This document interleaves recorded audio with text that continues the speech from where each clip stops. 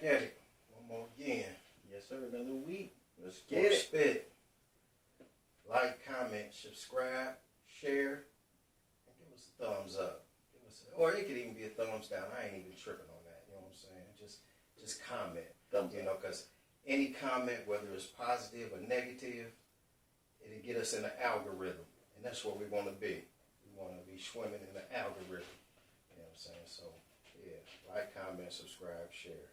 You know, even if it's a bad, you know, it's cool. So, we're going to do this. Let's do it.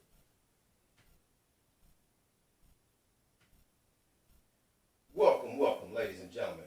Be Real Entertainment presents Sports Spit, and I'm your host, Jay Maurice, with my co-host, Slick Vic, Victor Garner. What up, y'all? Hey, we coming to you from the Hall of Game, where we giving you 360 degrees of game. For those that don't understand, that's game all the way round. Yes, sir. Yeah, hey, I appreciate you for pressing play and tapping in with us. You know what I'm saying? Pressing that play button. Thank you. Appreciate you. Yes, sir. So, on this Sports Spit, how we gonna get active with them? You know we gotta talk about the scoring, man. You know we gotta talk about the scoring, man. Okay, let's do that. Let's then. go ahead and get right into it. So, Monday night, we've got Cat and Embiid go off for 70 points and 73 points respectively. Cat didn't have. Or I'm sorry, yeah, 62 and 70 points respectively. Yeah, I'm sorry. Yeah. And Friday night.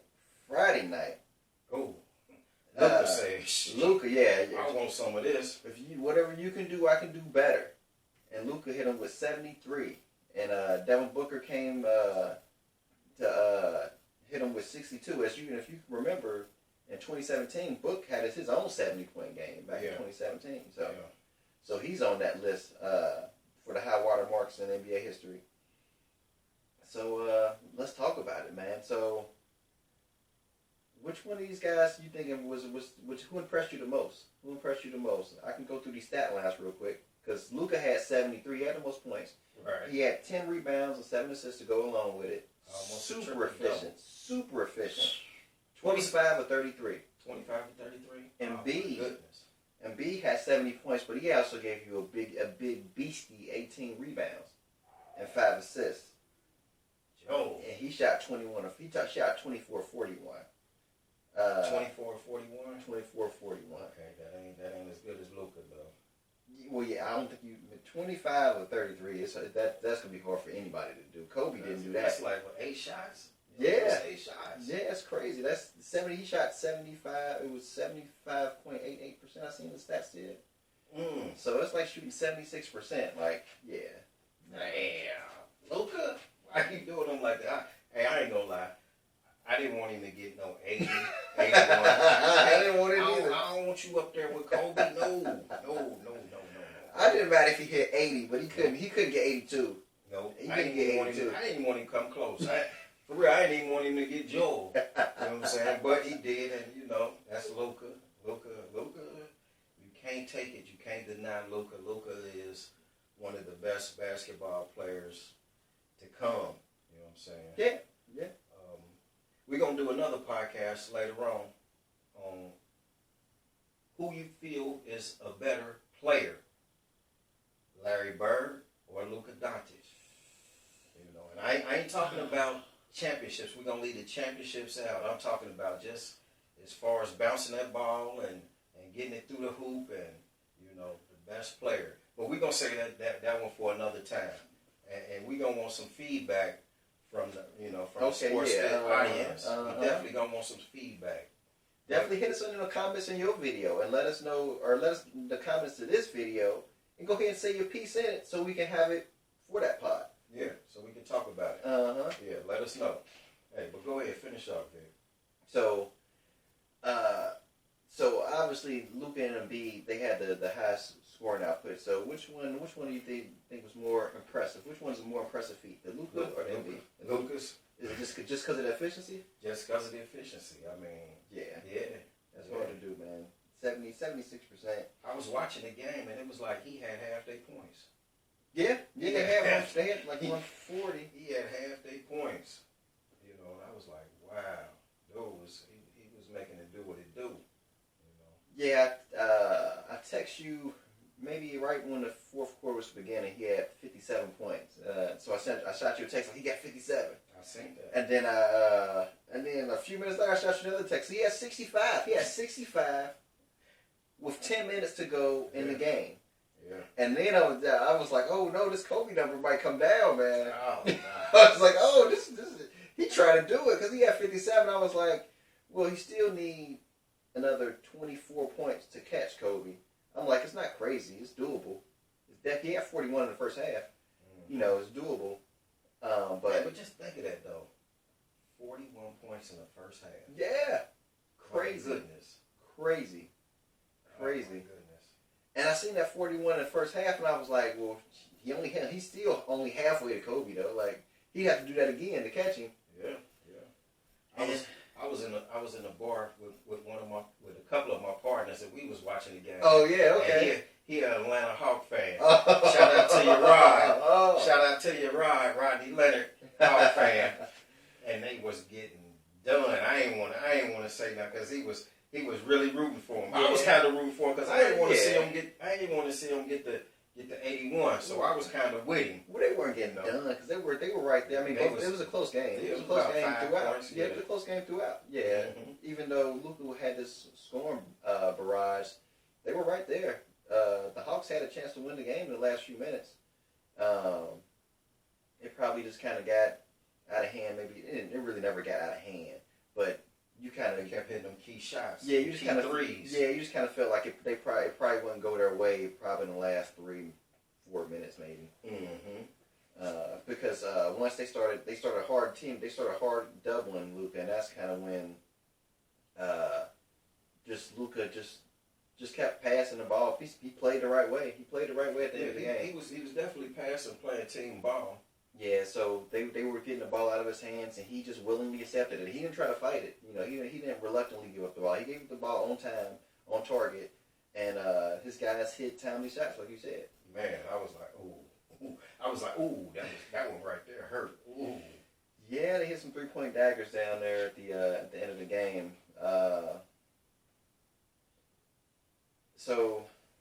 And Embiid's 70 came against the Spurs. So, you know, that was his kind of premier match. You know, it was his first time playing Victor Wembanyama. Yeah. And I think Wemby had like 33 though. Wemby had like 33. Yeah. Modest. If you want to call 33 points modest. Yeah. You know. To 70 it is. Yeah, but in a regular NBA game, 33 is if you did 33, you did something that game. I don't know. I mean, if you score 33 and that person scores 37 more points than you, though. But I'm just talking about just a regular game. Yeah. Just a regular game. If you score 33, you did your you did your thing. Yeah, conventionally. Yeah, typically. But if your man outscore you by 37. Yeah. Did you watch that game? I didn't. They didn't really have Embiid on him. Oh, okay. You know what I'm saying? Okay. I mean, they were both center matchups, but he wasn't guarding. He did guard him some of it. Yeah. You know what I'm saying? But they had other person. They had Sohan on him. As he shouldn't have. They had Sohan on him, though. Your boy. On Embiid? Yeah. Oh, so that's why. I mean, but honestly, I'll take it because I just don't want that kid getting hurt. Like, you know, like Embiid a man. Yeah. You know, like Wemby's a special talent, but he's still 19 and he's still developing his body, and he got to get his weight up. He got to get his weight up. Like, yeah, he's the closest thing to Shaq we got in the league right now. Who? Embiid. Oh yeah, okay. He's the closest thing we got to Shaq we got in the league, and scoring wise or what? Just being that physical, dominant presence. Okay. Just being a menace physically compared to all the other centers. I don't think it's a guy in the league who can just man up Embiid and guard him and stop him. You don't think Jokic is physical? Not on defense. Not on the defensive end, no. Okay. But down there in the block, do you feel like he offensively, yeah. But I don't think he's a defensive player by no means. No. I mean, I don't think he's not a turnstile or a terrible defender, but he's just a cone. Patrick Beverly. Yeah. He's not a cone, but he's not great either. I think he's just a guy. I think he's just a guy defensively. You know. Okay. He don't have many block shots, but yeah. But you don't have to be a shot blocker to be a good defender. No, but I mean, big guys. That's typically what you want. You want a shot blocker or a big guy in the paint for that rim protection, and you don't really have to block the shot, just be a deterrent. Like, you know what I'm saying? You just can't come in here with that weak stuff, you know what I'm saying? You're going to get that smacked into second row. Yeah, I mean, I think those guys are like anchors for your defense. You know, guys like Embiid or like Wemby or guys like Gobert who are physical presences in the paint. But you can also just be an effective. Yeah, well, my point is you can also just be an effective post defender. You know, like Chuck Hayes used to be. You know, just somebody that's kind of stumpy, somebody with a lot of strength, and somebody that you just ain't gonna push him in the paint and man, and overwhelm him just physically. Manhandle him. Yeah, you ain't gonna manhandle him. Yeah, right, somebody that's Gotcha. He ain't gonna block no shots, but you ain't just gonna bowl him over either. Gotcha. And so I think you can be a defender without necessarily being a shot blocker per se. But there's a time and place for that. But typically you do want somebody who's an anchor, like an Embiid, like a Wemby, because those guys are effective team defenders, whereas the post guy is an effective one-on-one defender. Mm-hmm. He'll guard his man good, But the post game is kind of a. I would say it was a lost art, but I think that's starting to change a little bit now. I think who changed it? Besides Embiid, I mean, one that's like Shaq. I think Embiid, I think Jokic. He just a post presence, but he ain't. But even Embiid isn't all post. Like he mixes it up a little bit too. Because he wants to shoot threes. But in the paint. Jokic, he uses his post game. Jokic should use his post game, and the same with I feel like Chet and Wemby. They're like all around players. They won't like they're not going to be like Shaq or David Robinson where they're like pretty much exclusively operating out of the paint. But they will mix that in, and that is a skill set that they have. But yeah, I think it's. I think we're starting to see a resurgence of big men. I don't know if we have more big men coming down the pipe, but right now we got Embiid, we got Jokic, we got Wemby, and we got Chet. And this could mean that the best players in the league are big men for the next 12 years, maybe. It could be they just pass it from one big man to the next as being the best players in the league. Because would you argue that Embiid and Jokic are top 3 in the league, top 4 in the league, top 2 in the league? Well, as far as MVP voting, it's really only Jokic, Embiid, and Giannis. You might can sprinkle Shea Gilgeous-Alexander in that a little bit, but he pulling up the rear. He pulling up the rear, but I mean for what he's doing. Yeah, man, you got to at least put him in the conversation. I don't think it's a serious conversation, but you got to at least put him in the conversation, though, man. You can't just exclude him. Yeah, I mean, Look at OKC. I wouldn't necessarily include him in that, but he's definitely in that rear mirror. Like you look in that mirror, he coming. Yeah, he coming. So he's definitely part of that future. Like if the best players in the league aren't going to be big man, he's probably one of the guys that you'd look at. To bring the small guys. Exactly.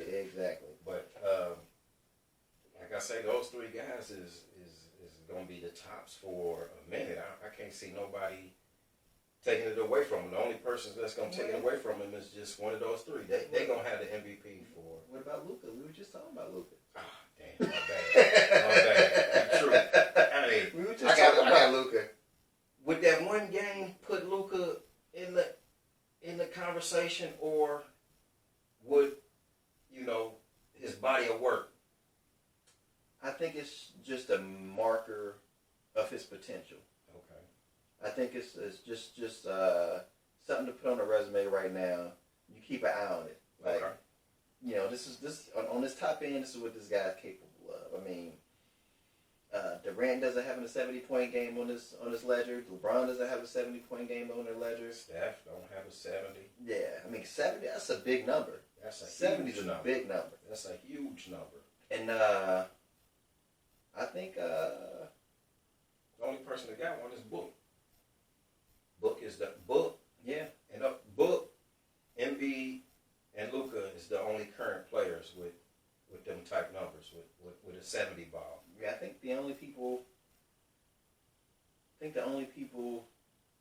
before Kobe who put up a 70 was what, David Robinson? David Robinson. And before him it was all Wilt. It was Wilt and It was just Wilt.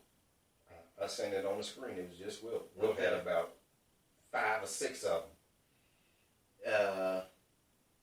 yeah, I know Kobe. We got Wilt. We got David Robinson, and then we got these guys from the last 7 years. We got Booker, we got Embiid, and we got Luka. Mm-hmm. And that's probably, you know, if you just take out Wilt, because Wilt's his own thing. Like, you know, that's yeah, Wilt's Wilt. Like that, that's like a I don't want to say an asterisk, but it's just kind of like an exception to the rule. It's like you just gotta kind of just leave Wilt in his own. That's how come I can't see why motherfuckers be talking about the best player that played. They don't include Wilt Chamberlain. Like, why ain't y'all including Wilt? Like, but you know, that's for a topic of discussion of another time, though. Because titles carry a lot of weight, and losses in the titles, and you know. Well, we talk about best player. We ain't talking about best team. Teams win titles. Yeah. Players don't win titles. Players contribute to the team to win a title. Mm-hmm. We talk about the best player, you know. Yeah. And, you know, people want to exclude my guy, but that's cool. You know, that's cool. I ain't tripping. You know. But go ahead and get back at it, though, man.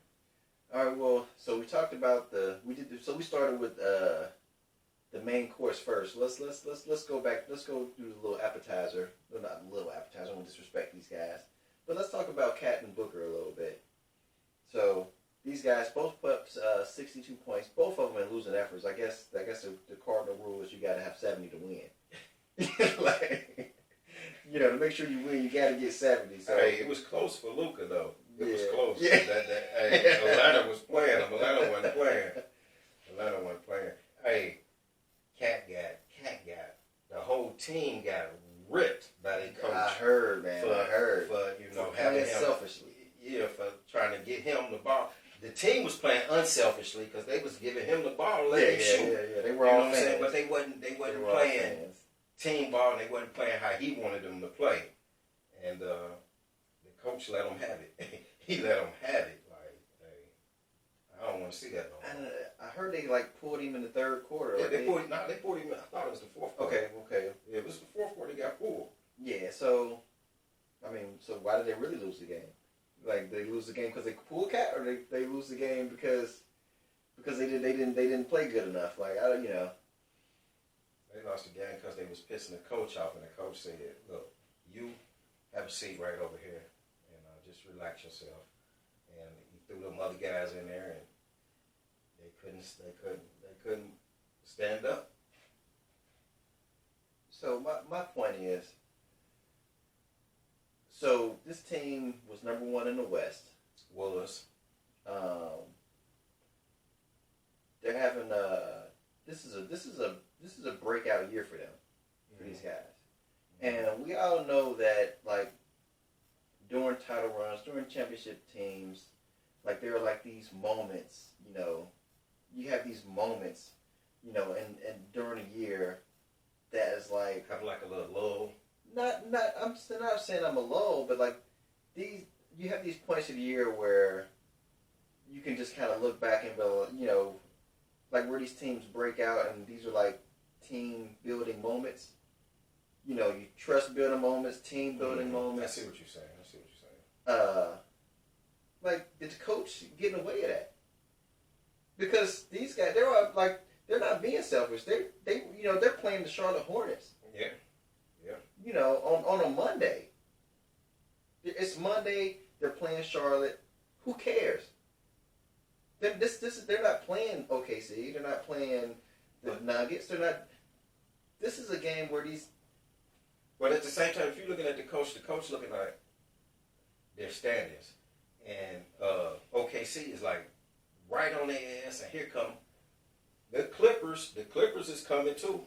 The Clippers, and you know they on their ass, and they don't have no really room to stumble or to, you know what I'm saying, to lose. He wanted them to win so they can at least stay up on top of that division, which they lost and they've been losing, and they done failed from first to second. I mean, well, I understand about you want your teams to play the right way, but you also like, and his job on the line. they number one. How's his job on the line? What do that matter? Adrian Griffin got fired. They was number 2. So I mean, if you ain't playing, that's different though. It's different. Like if you ain't playing the right way, the way that the management wants you to play. The Milwaukee Bucks, after acquisition of Dame Lillard, were expected by everyone in the NBA universe to be a dominant team.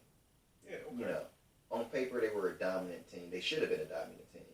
They were not a dominant team. They lost 3 times to Indiana Pacers. Okay. The Minnesota Timberwolves. The Minnesota Timberwolves were, before, their expectations were NBA also ran. You know, a team that can make the playoffs, but they were just somebody who was going to play, who was going to make the playoffs, who was going to get eliminated in the first round, maybe the second round, to still might happen. It still could happen, but now their expectations, if they get knocked out in the first round or second round, it's probably a failure. But listen, I think it was the second year that the Warriors won their title with Kevin Durant. They wasn't number 1 all the way through, and they was, you know what I'm saying, you got a team with Steph, Clay, Kevin. They were 3 titles in. They were 3 titles in. Yeah, but they wasn't. All I'm saying is, they had the team. Their expectations were to be so high, but they didn't. They wasn't so high. They came in. I think they were second. Yeah, but they were 3 titles in, and the fact of the matter is you had to beat them in the playoffs. All they were trying to do was just get to the postseason healthy. They didn't care about the regular season. True that, but the Timberwolves are different. That's not what the Timberwolves' expectation. That's not. They don't want to just get in the get to the playoffs healthy. They don't just want to. The number 1 seed don't always mean nothing though. No, but that's something that they would definitely like. That's definitely a feather in the hat they'd like to keep, having the number 1 record in the league. But my point is, what did Shaq once say about Stan Van Gundy? Shaq said, "If the general panic, the soldiers panic." Yeah. Like True that. This is the number 1 team, and this was the number 1 team in the West, and these guys are having fun, and they're playing loose. And it's a Monday night in Charlotte. Let these guys have fun. Like I think it was actually kind of idiotic in my opinion for this guy, because he hasn't been saying these guys have been playing selfishly all year. They've been playing terrific. Terrific. But when you stray away from how you been playing, then he got a problem, because he's like, hold on, man, we ain't been playing like this. We recognize that it's not winning ball, but it's one night. Now, if they Monday, Cat gets 70 points and they win or lose the game, whatever. If they come back on Wednesday or Thursday and they start playing the same way again, which you know they're not going to do because it's not even Cat's team for real. So that's not going to happen. Yeah, that's not going to happen. Right.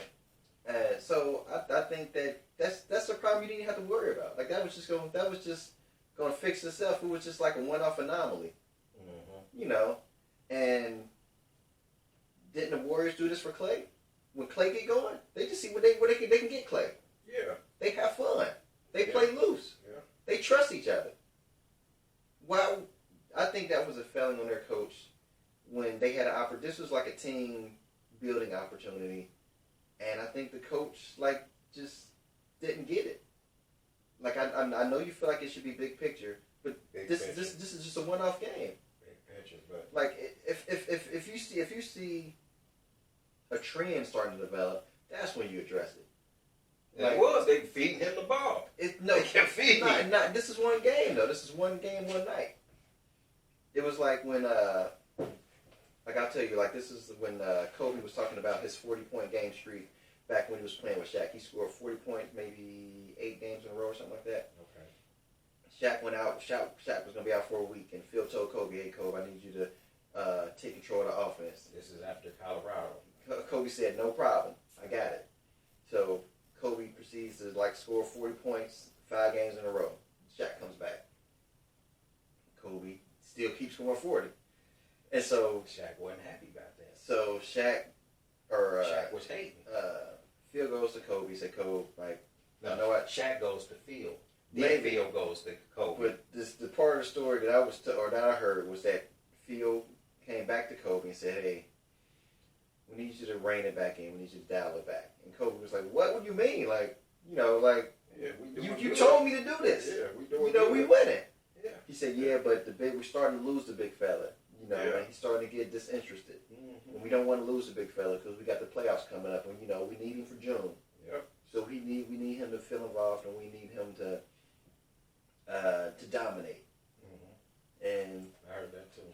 And so Kobe went out there, and